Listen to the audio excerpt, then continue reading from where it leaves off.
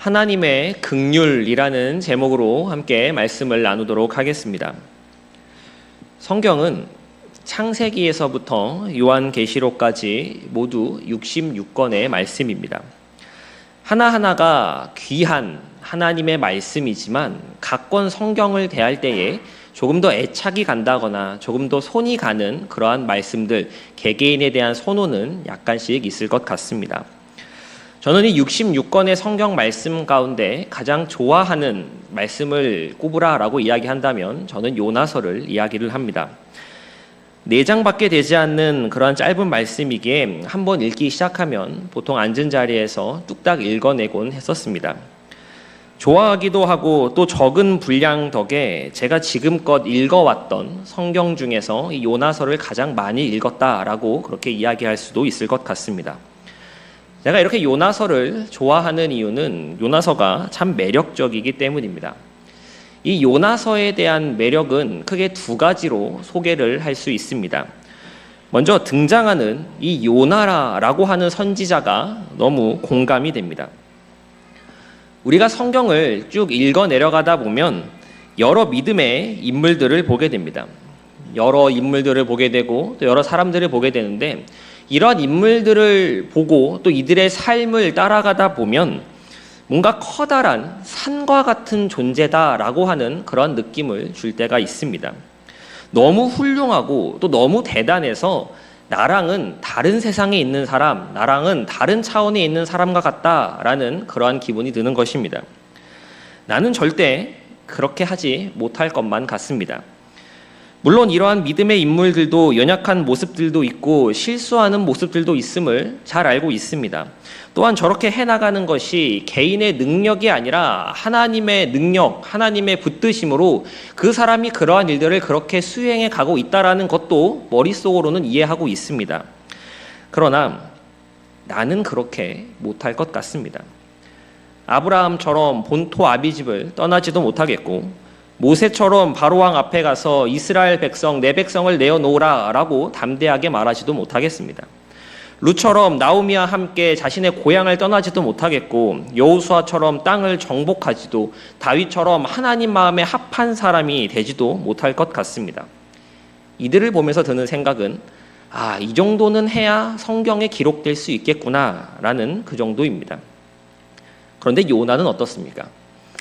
요나에 대해서 적합한 표현이라고까지는 말할 수는 없겠지만 저는 요나에 대해서 이렇게 표현하고 싶습니다. 요나는 너무 인간적입니다.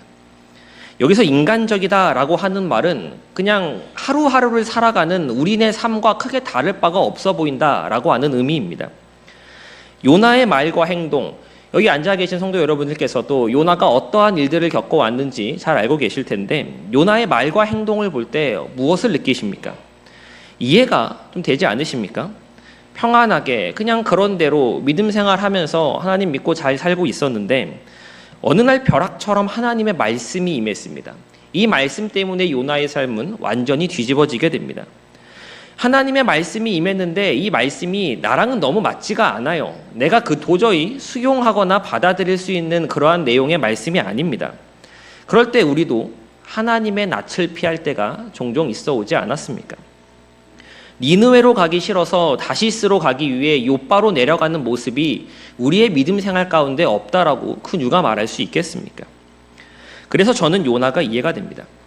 그가 보여주고 있는 모습들, 하나님 보시기에 옳지 못하고 지금 요나가 분명 잘하고 있는 것이 아니다라고 할지라도 그럼에도 요나의 모습을 보며 공감하고 있는 제 자신을 보게 됩니다. 그래서 저는 성경에 나오는 인물들 가운데 요나가 가장 공감이 됩니다.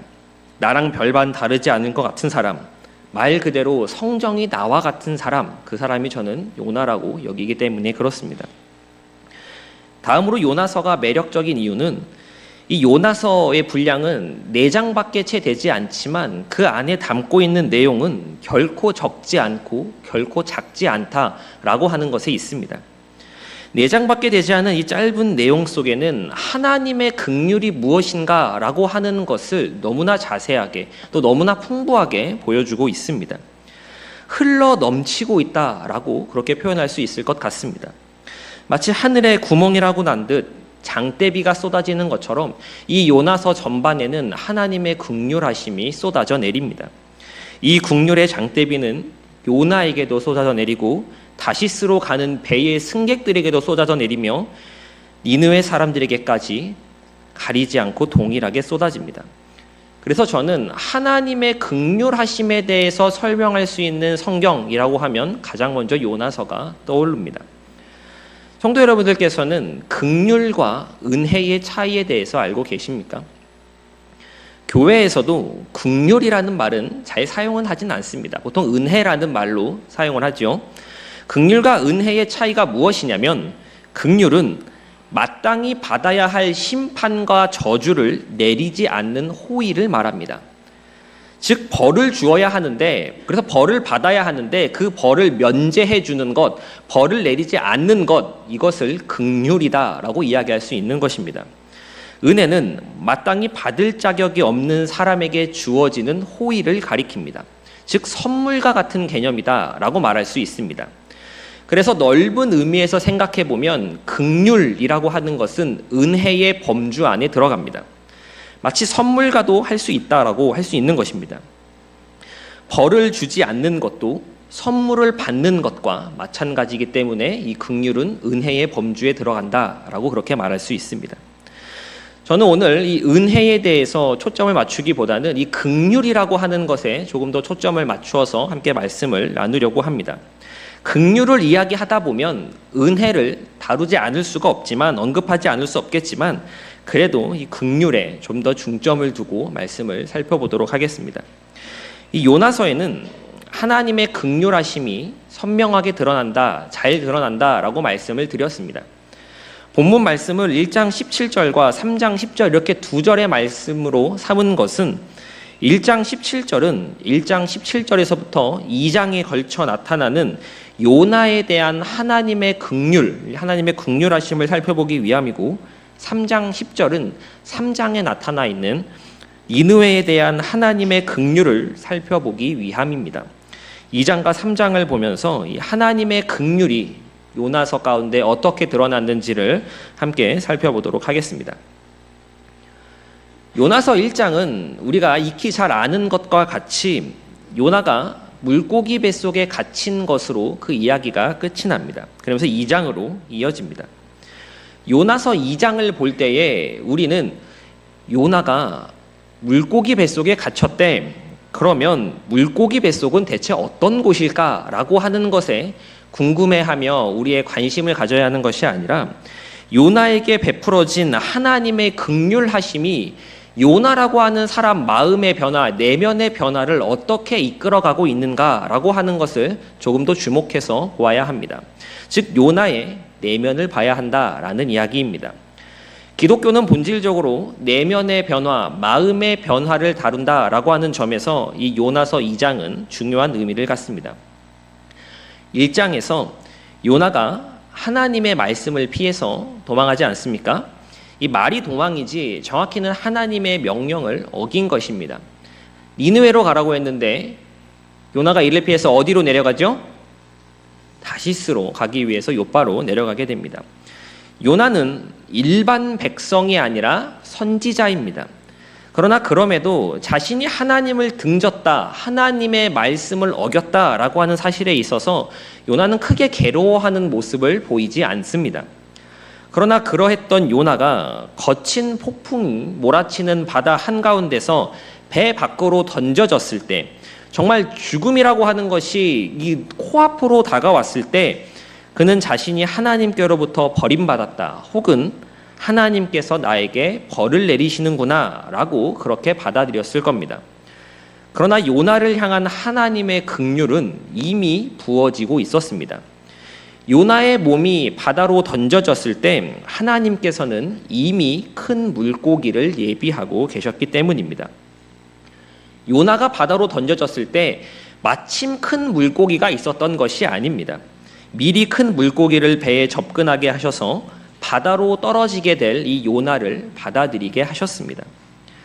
요나서가 1장으로 끝나지 않은 것은 철저한 하나님의 긍휼하심 때문입니다. 이 긍휼하심의 절정이 바로 오늘 우리가 함께 읽었던 첫 번째 말씀, 여호와께서 이미 큰 물고기를 예비하사 요나를 삼키게 하셨으므로 요나가 밤낮 3일을 물고기 뱃속에 있으니라 라고 하는 이 17절의 말씀입니다. 요나서는 1장 16절로 끝날 수도 있었습니다. 이스라엘의 사사 삼손, 이 삼손을 기억하실 겁니다. 이 삼손이라고 하는 사람의 인생을 되짚어 볼 때 그는 처음에는 천방지축 사고뭉치였지 않습니까? 그러나 그의 마지막은 어떠했습니까? 깨닫고 블레셋 사람들과 함께 최후를 맞이하는 장면으로 이 삼손의 생이 마치게 되지 않았습니까? 요나도 얼핏 보면 삼손과 비슷해 보입니다. 처음에는 하나님의 말씀을 듣지 않았고 그 계명을 따르지 않았지만 끝내 풍랑이는 바닷속에서 이 배에 탄 다른 사람들을 살리기 위해 죽음을 선택하지 않습니까? 이 둘이 다른 것은 삼손은 그렇게 죽고 끝났지만 요나는 그렇게 해도 죽지 않았다라고 하는 것에 있습니다. 요나는 한 번 더 기회를 가지게 된 것입니다. 하나님께서는 자신의 말을 전달할 선지자가 없어서 요나를 살려두셨을까요? 그렇지 않습니다. 요나보다 더 훌륭한 선지자들도 많았을 겁니다. 그러나 하나님께서는 이 하나님의 말씀을 등진 선지자 요나에게 다시 한번 기회를 주십니다. 하나님께서는 그렇게 하셔서 하나님의 백성들, 자신의 사람들을 키워 가십니다. 실패하고 넘어지고 때로는 도망하더라도 다시금 손을 내미시고 또 기회를 주심으로써 그가 잘할 수 있도록 하신다라고 하는 것입니다. 그럼 하나님의 긍휼을, 이 하나님께서 기회를 주시는 것은 언제까지일까요? 그것은 하나님의 마음입니다. 그런데 확실한 것은 사람이 하나님을 포기하고 떠나면 떠났지 하나님께서는 절대 우리를 포기하지 않으신다라는 사실입니다. 하나님께서는 예수 그리스도의 십자가로 그 사랑을 증명해 내셨습니다. 하나님의 이 긍휼하심은 너무나 커서 단순히 벌을 면제해 준다, 혼을 내야 하는데 야단을 쳐야 하는데 이것을 거두어 준다라는 정도를 넘어섭니다. 그래서 하나님의 긍휼은 측량할 수 없다라고 말하는 것이고 이를 다 표현해낼 수 없기 때문에 그저 뭉퉁그려서 하나님의 은혜입니다라고 그렇게 부르는 것입니다. 이 엄청난 긍휼의 은혜가 요나에게 부어졌습니다. 요나는 이 긍휼하심 가운데 무엇을 배우며 또 어떻게 변화되었을까요? 요나의 모습은 두 가지로 관찰됩니다. 우리 먼저 요나서 2장 1절의 말씀을 함께 읽어보도록 하겠습니다. 시작. 물고기 뱃속에서 그의 하나님 여호와께 기도하여. 요나가 지금 무엇을 하고 있다라고 성경은 기록하고 있습니까? 기도하고 있다라고 하고 있습니다. 이것이 하나님의 긍휼하심을 경험한 요나가 물고기 뱃속에서 처음 배운 것이고 그의 첫 번째 변화입니다. 1장을 살펴보면 요나가 기도하는 모습을 단 한 차례도 찾아올 수가 없습니다. 하나님의 말씀이 임하여 그에게 니느웨로 가라는 명령이 떨어졌을 때 그는 기도하지 않았습니다. 욥바에 가서도 기도하지 않았고 다시스로 가는 배에서도 잠을 잤지 그는 기도하지 않았습니다. 심지어 잠을 자는 도중 배에 폭풍이 몰아닥치자 선장이 요나를 깨우면서 네가 믿는 신에게 좀 기도라도 해봐라 라고 했을 때조차도 요나는 기도하지 않았습니다. 이렇듯 정말 기도하지 않았던 요나가 이제는 기도를 합니다. 성도 여러분, 우리가 언제 진정으로 기도를 하게 된다라고 생각하십니까? 우리가 진심으로 또 진정으로 마음을 담아서 기도하게 된 때는 대개 물고기 뱃속에 있을 때입니다. 어렵고 힘들며 아무것도 보이지 않고 답답할 때, 정말 죽을 것만 같을 때, 이해되지 않을 때, 이를 고난의 자리라고 표현하기도 하고 인생의 광야라고 표현하기도 합니다. 하나님께서는 긍휼하심으로, 그의 다함없는 긍휼하심으로 우리를 그러한 광야의 자리로 이끌어내십니다. 우리를 깨닫게 하시고 가르치기 위함이십니다. 이는 마치 하나님께서 운영하시는 하나님의 학교로 입학하는 것과 같습니다. 사실 우리는 고난이 없을 때는 잘 기도하지 않습니다. 그러나 문제가 생기고 어려움들이 닥쳐오고 이해가 되지 않으면 그때부터 기도하기 시작합니다. 이 요나는 그동안 기도하지 않았다가 물고기 뱃속에서 기도를 시작합니다. 그리고 그곳에서 고난의 의미를 묵상하기 시작합니다. 말이 좋아서 물고기 뱃속이지 그곳에 가면 뭐가 있겠습니까? 뭐 앞에 등이라도 있겠습니까? 아무것도 보이지 않을 것이고 비릿한 냄새와 각종 이물질로 가득한 찐득찐득하고 뭐가 무엇인지도 모르는 그러한 그곳에서 그는 개의치 않고 하나님의 뜻을 고민하며 기도합니다. 신자가 고난의 의미를 하나님께 묻기 시작할 때 그때 비로소 소망이 있습니다. 다윗을 잘 알고 계실 겁니다. 다윗만큼 고난을 많이 받고 또 고난의 의미를 잘 파악한 사람도 드뭅니다. 이 다윗은 고난에 대해서 이렇게 고백을 합니다. 우리 시편 119편 67절과 71절 말씀을 함께 읽어보도록 하겠습니다. 시작. 고난당하기 전에는 그릇 행하였더니 이제는 주의 말씀을 지키나이다. 고난당한 것이 내게 유익이라. 이로 말미암아 내가 주의 율례들을 배우게 되었나이다. 아멘. 요나는 물고기 뱃속이라고 하는 이 시간들을 통해 하나님을 깨닫게 됩니다. 그리고 그는 결심합니다. 그 결심이 2장 4절의 말씀입니다. 제가 한번 읽어드리겠습니다. 내가 말하기를 내가 주의 목전에서 쫓겨났을지라도 다시 주의 성전을 바라보겠나이다 하였나이다. 이 말은 내가 다시 하나님을 바라보겠으며 내가 다시 하나님의 편에 서서 하나님의 말씀에 따르겠다라는 말과 같습니다. 물고기 뱃속에 들어감으로써 하나님의 긍휼하심을 경험하게 됨으로써 요나는 전과 다른 사람이 된 것입니다. 이어서 요나의 두 번째 변화입니다. 2장 9절의 말씀을 함께 읽어보도록 하겠습니다. 시작. 나는 감사하는 목소리로 주께 제사를 드리며 나의 서원을 주께 갚겠나이다. 구원은 여호와께 속하였나이다 하니라. 요나의 변화된 모습 두 번째는 감사입니다. 요나서 2장은 요나의 기도이라고 제가 말씀을 드렸습니다.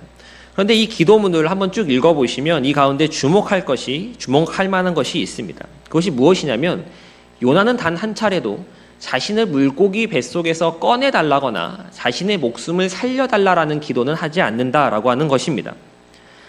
요나는 물고기 뱃속 안에서 기도할 때에 자신을 이미 하나님께서 구원해 주셨다라고 노래합니다. 무슨 이야기입니까? 자신은 이미 물고기 배에 갇혀서 물고기 뱃속에 들어있어서 언제 죽을지 모르고 곧 죽을지도 모르지만 자신의 영혼만큼은 하나님께서 건져주셨다. 하나님께서 구원해 주셨다라고 하는 것을 노래하고 있는 것입니다. 요나는 물고기 뱃속에서 감사했습니다. 이 감사는 자신이 살아남을 것이다. 물고기 뱃속에서 두 발로 걸어 나갈 것이다 라는 것을 알았기 때문에 하는 감사가 아니었습니다. 요나가 감사할 수 있었던 것은 자신에게 베풀어졌던 하나님의 긍휼하심을 그가 깨달았기 때문이었습니다. 이후에 하나님이 살려주실지 아니면 그대로 목숨을 걷어가실지 모르지만 하나님께서는 요나가 돌이킬 수 있도록 하셨고 다시 한번 하나님을 찾을 수 있도록 하나님 앞에 나올 수 있도록 기회를 주셨기에 요나는 감사하고 있는 것입니다. 그의 기도의 마지막에서 구원은 여호와께 속하였다라고 고백하는 것은 생과 사의 문제를 떠나서 오직 하나님만이 주권자 되심을 인정하며 요나가 하나님을 받아들이는 의지하는 모습이라고 할 수 있습니다. 이제 더 이상 요나는 하나님의 낯을 피하여 도망하는 사람이 아닙니다. 하나님께 버림받고 또 하나님께 징계받는 그러한 사람이 아닙니다. 하나님께서는 긍휼을 베푸셨고 이를 통해 요나는 다시금 하나님께로 돌아오게 되었습니다. 요나는 이 사건을 통해서 진정한 고난은 물고기 뱃속이 아니라 하나님의 낯을 피한 것, 하나님을 등진 것임을 다시금 깨닫게 됩니다. 하나님께서 요나에게 가르치려고 하셨던 것들, 요나에게 깨닫게 하려고 하셨던 것들을 요나는 이제 모두 알게 되었습니다. 더 이상 하나님께서 운영하시는 이 하나님의 학교에 더 이상 요나가 있을 필요가 없게 된 것이죠. 그럼 어떻게 됩니까? 졸업해야지요. 하나님께서는 물고기에게 말씀하셔서 요나를 육지에 토하게 하십니다. 이것이 요나에게 베풀어진 하나님의 긍휼하심입니다. 이 긍휼하심 속에서 요나는 기도를 배웠고 또한 감사를 배웠습니다. 하나님의 긍휼이 열매를 맺는 아름다운 결말이라고 이야기할 수 있습니다. 이렇게 요나서가 끝나도 괜찮을 것 같은데 요나서에서 부어지는 긍휼은 이 하나님의 긍휼은 요나 한 사람만을 위한 긍휼이 아니었습니다. 또 다른 긍휼의 대상 바로 니느웨 백성들이 남아 있었습니다. 3장 1절은 다음과 같은 말씀으로 시작합니다. 여호와의 말씀이 두 번째로 요나에게 임하니라 이르시되 하나님의 긍휼하심을 경험하여 변화된 요나, 다른 삶을 살게 된 요나, 이 사람에게 다시금 하나님의 말씀이 임합니다. 무슨 말씀일까요? 전과 동일하게 니느웨 사람들에게 가라라는 말씀입니다. 그런데 요나에게 주어진 이 말씀이 정말 동일한 말씀일까요? 우리 먼저 1장 2절의 말씀을 한번 읽어보도록 하겠습니다. 시작! 너는 일어나 저 큰 성읍 니느웨로 가서 그것을 향하여 외치라. 그 악독이 내 앞에 상달되었음이니라 하시니라. 이게 요나가 첫 번째 소명을 받을 때 받았던 말씀입니다. 우리 이어서 3장 2절의 말씀도 읽어보도록 하겠습니다. 시작! 일어나 저 큰 성읍 니느웨로 가서 내가 내게 명한 바를 그들에게 선포하라 하신지라. 1장 2절과 3장 2절의 말씀을 함께 읽어보았는데 이 두 말씀이 똑같아 보이십니까? 언뜻 보기에는 비슷하고 그게 그거인 것 같아 보이지만 자세히 들여다보면 이 두 말씀 사이에는 큰 차이가 있다라는 것을 보게 됩니다. 1장 2절에서는 하나님께서 요나를 향해 니느웨로 가서 외치라 라고 말씀을 하십니다. 무엇하라고 말씀하신다고요? 외치라 라고 이야기를 하십니다. 그런데 3장 2절에서는 외치라 라는 말이 아니라 선포하라 라는 말이 변하게 됩니다. 1장 2절에서는 외치라였는데 3장 2절에서는 선포하라로 바뀌었다라고 하는 이것을 어떻게 이해하시면 되냐면 먼저 외치라라는 말은 그들에게 설교해라, 그들에게 가르쳐 주어라 라는 뉘앙스를 갖습니다. 너네 계속 그렇게 하면 하나님께서 혼내실 터이니 이제 그만 악을 행하고 좀 돌아와라, 이제 나쁜 짓 좀 그만하고 그렇게 살지 말아라 라고 하는 그러한 뉘앙스를 갖습니다. 그런데 3장에서는 외치라가 아니라 선포하라로 말이 바뀌었죠. 이것은 선언의 의미입니다. 너네 이제 끝났다. 너넨 이제 멸망할 거다. 하나님께서 봐주시던 그 시간이 이미 다 지났다라는 의미를 갖습니다.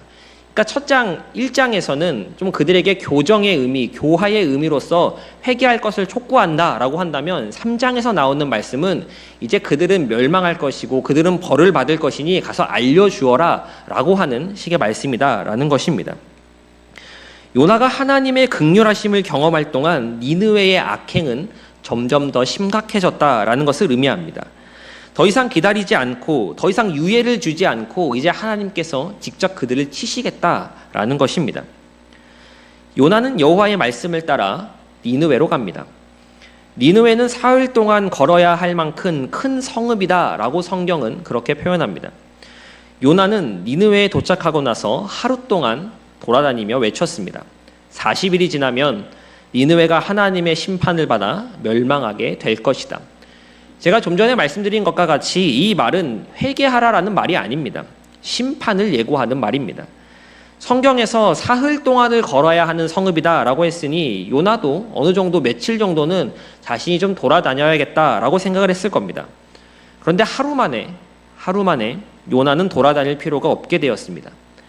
이 요나가 말을 외친, 선포한 지 하루 만에 이 말이 니느웨 전역으로 퍼져나갔기 때문이었습니다. 그리고 놀라운 변화가 이 니느웨 사람들 가운데 일어나게 되었습니다. 누가 시키지 않았음에도 니느웨 사람들은 하나님을 믿기 시작했고 금식하며 굵은 배 옷을 입었습니다. 이 소식은 니느웨의 왕 앞에게도 전해졌습니다. 왕은 왕복을 벗고 굵은 베옷을 입고 왕의 보좌를 대신 제 위에 앉았다라고 성경은 그렇게 표현하고 있습니다. 그리고 조서를 내립니다.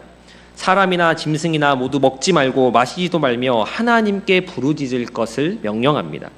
도시 전체가 이 니느웨라고 하는 이 도시 전체가 회개하기 시작하는 것입니다. 말 그대로 정말 니느웨 가운데 부흥이 일어나기 시작합니다.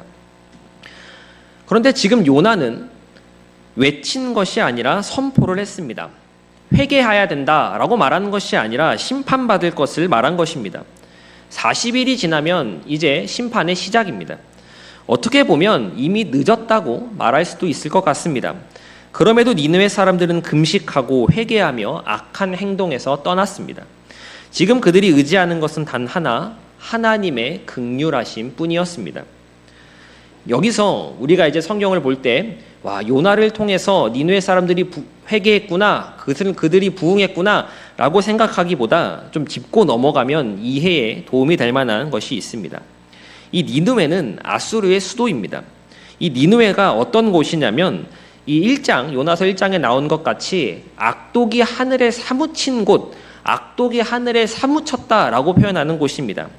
그런 곳에 가서 선지자가, 그것도 이스라엘 백성 타국에 있는 선지자가 와서 자, 여러분 심판 받을 겁니다. 곧 멸망할 겁니다. 라고 이야기를 하면 그들이 와서 잘 듣겠습니까? 니느웨는 결코 그런 곳이 아니었습니다. 아수르라고 하는 나라는 정말 못되고 또 잔인한 나라였습니다. 니느웨로 가라는 말을 듣고 하나님의 말씀을 등질 정도로 이스라엘 사람들에게 이 아수르에 대한 감정은 정말 좋지 못했습니다. 원수의 나라가 아수르였고 또 니느웨였습니다. 그런데 성경은 이들이 회개했다라고 하나님의 긍휼하심을 구했다라고 말하고 있는 것입니다. 이들이 왜 순순히 말을 들었을까요? 못된 짓 하는 것들, 하루 이틀 하는 것도 아니고 이렇게 살면 안 된다라고 말하는 사람이 한두 명이 아니었을 텐데 왜 그렇게 요나의 말 한마디에 도시 전체가 변화되고 엎드려지는 모습을 가지게 되었을까요? 그것은 바로 요나라고 하는 그 사람 때문이었습니다. 니느웨 사람들에게 있어서 요나라고 하는 인물은 기적의 인물이었습니다. 지금도 그렇겠습니다만 특별히 고대 근동 사회에서는 이 바다라고 하는 것이 신의 영역으로 이해되어 왔습니다. 바람과 파도는 사람이 예측할 수 없고 어떻게 막을 수가 없기 때문에 저곳은 신의 영역이라고 그렇게 여겨온 것입니다. 그리고 이 물고기라고 하는 것은 신의 전령으로서 이해가 되어 왔습니다. 요나가 어디 뱃속에 있다가 토해져 왔다고 성경은 기록하고 있습니까? 물고기 뱃속에 있다가 토해졌다라고 하고 있습니다. 성경은 요나를 어느 해변에 토했는지 그 장소를 명확하게 밝히고 있지 않지만 학자들은 추측컨대 니느웨 성으로 가는 해변의 위치의 해변일 것이다 라고 그렇게 이야기를 합니다. 사람이 물고기 뱃속에 들어있다가 토해져 나갔다라는 소식은 지금 들어도, 지금 이 오늘날 2024년에 들어도 충격적인 그러한 이야기입니다. 사람들이 이러한 모습을 보게 되고 또 듣게 되었을 때 가만히 있었을까요? 이 사건은 주변에 빠르게 퍼져나갔을 겁니다. 물고기 뱃속에서 토해져 나온 사람이 있다. 그리고 그 사람이 니느웨로 가고 있다라는 소식은 굉장히 빠르게 퍼져나갔을 겁니다. 실제로 고대 니느웨 유적이 발견된 이 티그리스강 상류 언덕의 이름은 수세기 동안 선지자 요나라는 이름의 그런 것으로 불려졌다라고 하고 있습니다. 그렇게 물고기에서 토해져 나온 사람이 지금 심판을 예고하고 있는 겁니다. 이미 요나는 이들에게 유명인이고 신의 사자로서 그렇게 대접을 받습니다. 그러니 니느웨 사람들이 받아들이는 정도가 다른 겁니다. 그냥 일반 외국 사람 한 명이 와서 다른 민족 사람이 와서 회개하라라고 말하는 것이 아니라 물고기 뱃속에서 토해져 나온 사람이 회개하라라고 말하고 있으니 정말 신의 계시같이 니느웨 사람들은 받아들이게 된 것입니다. 전하는 사람 요나도 전과 달라졌고 듣는 사람 니느웨 백성들도 달라졌습니다. 그렇게 요나의 선포는 하나님 신앙이 없는 니느웨 사람들에게도 하나님의 선포로 받아들여지게 된 것입니다. 하나님께서는 요나라고 하는 사람에게 긍휼을 부어주심과 동시에 이 니느웨 사람들에게도 그렇게 긍휼을 부으시기 위해 미리 준비하고 진행하고 계셨던 것이었습니다. 다시 돌아가서 니느웨 사람들은 회개하며 하나님의 긍휼을 구했습니다. 이미 늦었지만, 이미 심판이 예고되었지만 그럼에도 뜻을 돌이키시기를 간절히 바랬습니다. 하나님께서는 이러한 이들의 모습을 보고 어떻게 하셨을까요? 우리 3장 10절 말씀 함께 읽어보도록 하겠습니다. 시작. 하나님이 그들이 행한 것 곧 그 악한 길에서 돌이켜 떠난 것을 보시고 하나님이 뜻을 돌이키사 그들에게 내리리라고 말씀하신 재앙을 내리지 아니하시니라. 하나님께서는 이 니느웨 땅에게도 긍휼을 베풀어 주셨습니다. 정말 상상할 수 없는 긍휼하심이었습니다. 그들은 어떻게 이러한 긍휼하심을 받을 수 있었습니까? 니느웨 사람들과 니느웨의 왕은 회개가 무엇인지를 정확히 알고 있었습니다. 입으로 말할 뿐만 아니라 각기 악한 길과 성으로 행한 모든 강포에서 떠나야 함을, 즉 행동으로서 그들이 회개해야 함을 그들은 잘 알고 있었습니다. 회개는 돌이키는 것이고 떠나는 것입니다. 니느웨 사람들은 정말 그렇게 했습니다. 그리고 이들의 회개는 하나님으로 하여금 새로운 결정을 내리시게 만들었습니다. 그것은 바로 재앙을 내리지 않는 것, 주어야 하는 벌을 거두어 주시는 것이었습니다. 하나님께서는 그들이 회개하는 입을 보신 것이 아니라 그들이 행한 것, 곧 그 악한 길에서 떠난 것을 보시고 긍휼을 베풀어 주셨습니다.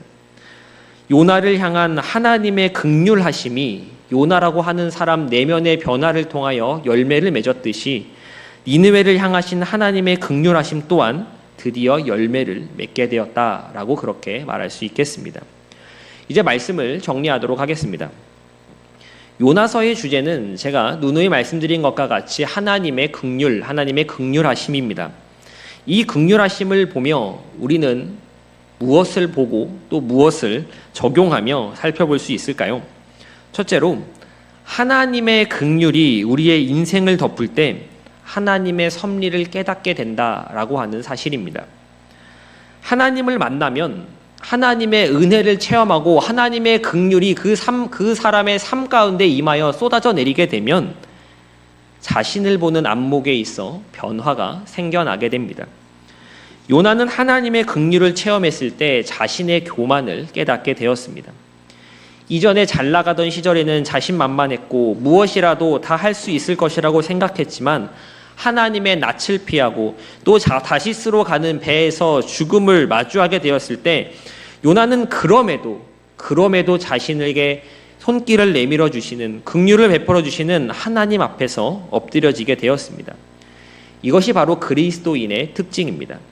자신만만한 그리스도인, 무엇이든지 할 수 있을 것 같은 그리스도인은 없습니다. 우리는 모두 보잘것없는 죄인들일 뿐입니다. 그러나 하나님께서는 그러한 우리를 긍휼히 여기시고 또 불쌍히 여기셔서 우리가 아직 죄인 되었을 때에 찾아오셨고 자신의 독생자를 십자가에서 죽이기까지 우리를 사랑하셨습니다.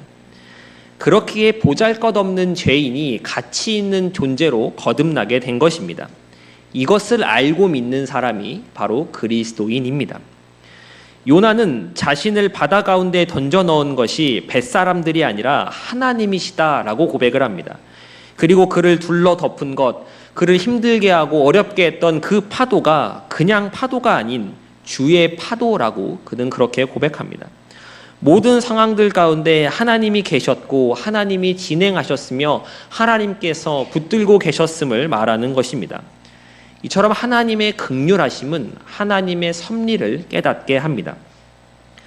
과거에는 내게 한이 맺힌 그 일이지만 하나님의 긍휼하심을 경험할 때 또한 믿음의 눈으로 그 상황을 다시 생각해 볼 때에 그 안에 하나님의 선하심이 녹아져 있음을 깨닫게 될 때 우리는 하나님의 그 선하심을 노래하게 되는 것입니다. 이처럼 하나님의 긍휼은 우리의 안목을 변화시킵니다. 둘째로, 하나님께서 베푸시는 긍휼의 범위는 우리의 인식 범위를 뛰어넘는다라고 하는 것입니다. 우리의 무엇을 뛰어넘는다고요? 인식 범위를 뛰어넘습니다. 하나님의 긍휼이라고 하는 것은 비단 신자에게만 국한되지 않습니다. 불신자를 향한 하나님의 뜻과 하나님의 긍휼하심 또한 존재한다라고 하는 것을 요나서의 말씀을 통해 우리는 살펴볼 수 있습니다. 그런데 우리는 알게 모르게 자꾸만 하나님의 긍휼을 우리들만의 것으로 만들고 싶어 합니다. 하나님, 저들은 구원하시면 안 됩니다. 하나님, 저들 챙겨주는 것도 좋은데 저들보다 먼저 우리들 좀 챙겨주세요.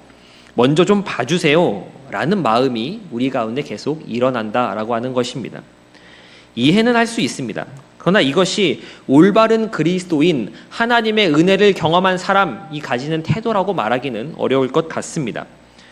아직 복음이 자라지 못한 땅에, 복음이 핍박받는 땅에, 하나님의 공의가 세워지지 못한 채 눈물과 신음이 있는 땅에 하나님의 긍휼하심을 부어달라고 우리는 그렇게 기도할 수 있어야 합니다.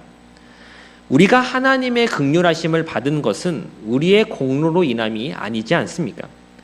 그저 우리는 먼저 받은 것뿐입니다. 그렇기에 하나님의 긍휼하심을 받은 그리스도인, 이 사실을 먼저 깨달은 그리스도인이 모인 교회 역시 복음을 전하고 제자를 삼아 가르치게 하는 것에, 또한 이 하나님의 긍휼하심을 전하는 일에 가장 큰 관심을 두어야 합니다. 하나님의 긍휼은 저 패역한 족속 원수의 땅 니느웨에게도 부어졌습니다. 우리는 넉 달이 지나야 추수하겠다라고 말하지만 예수님께서는 벌써 희어져 추수할 때가 되었다라고 말씀하십니다. 우리가 해야 하는 것은 하나님의 일하심을 보며 하나님 왜 저렇게까지 일하십니까? 라며 판단하며 재보는 것이 아니라 하나님 말씀에 순종하는 것이어야 합니다. 하나님이 요나에게 베푸신 긍휼과 니느웨에게 베푸신 긍휼은 별반 차이가 나지 않습니다. 이 둘 모두에게 하나님의 긍휼하심이 필요했고 하나님께서는 이를 부어주신 것뿐입니다. 매일을 살아가는 우리들의 삶 가운데에서도 하나님의 긍휼하심이, 또 은혜를 베풀어 주심이 필요합니다. 비록 그 긍휼하심이, 나에게 은혜를 내려주시는 이 방법들이 내가 원하는 방식과 내용으로 오는 것이 아닐지라도 그 중심에는 나를 향한 하나님의 절절한 사랑과 선하신 뜻이 있음을 기억하셨으면 좋겠습니다. 그리하여 은혜가 풍성하신 이 하나님, 긍휼이 많으신 이 하나님을 귀로만 듣고 남의 입을 통해 듣는 것으로 마치는 것이 아니라 매일의 삶 가운데서, 또 순간순간의 시간들 가운데서 경험해 가시며 날마다 주님과 동행하시는 저와 서울제일교회 모든 성도님 되시기를 간절히 소망합니다.